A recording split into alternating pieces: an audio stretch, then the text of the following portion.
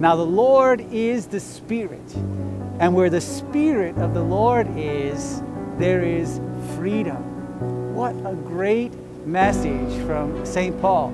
And it's written on the side of the City Hall of Detroit.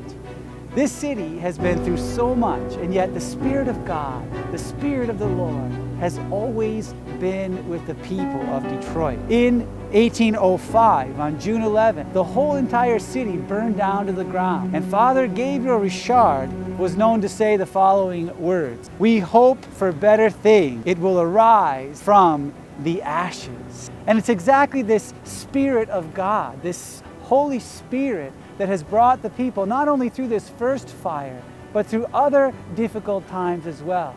We had the riots 50 years ago where much of the city was burnt down, and yet the people came back. The people had faith. The people had the Spirit of the Lord in them to emerge from the ashes and rebuild. And today the city is growing, the city is thriving. Where the Spirit of the Lord is, there is freedom.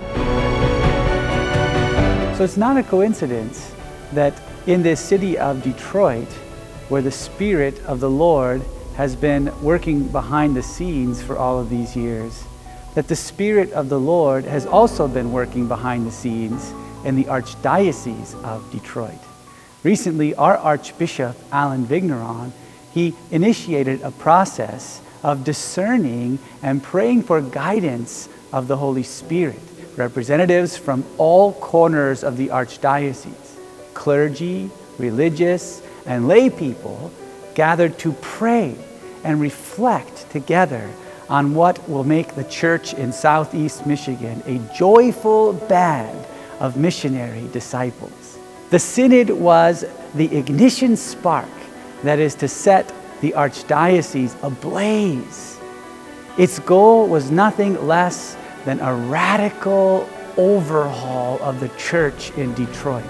It's the Holy Spirit who's going to bring this about. It's Jesus who's going to bring this about.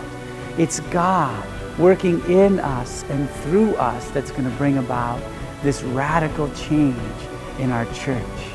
I invite you to respond to the call of this synod, to respond to the call of our Archbishop, to be empowered by the Holy Spirit and to be used by Him in a powerful way to lead others into an encounter with Christ and to lead others into a radical, life-changing experience of God's love and God's mercy.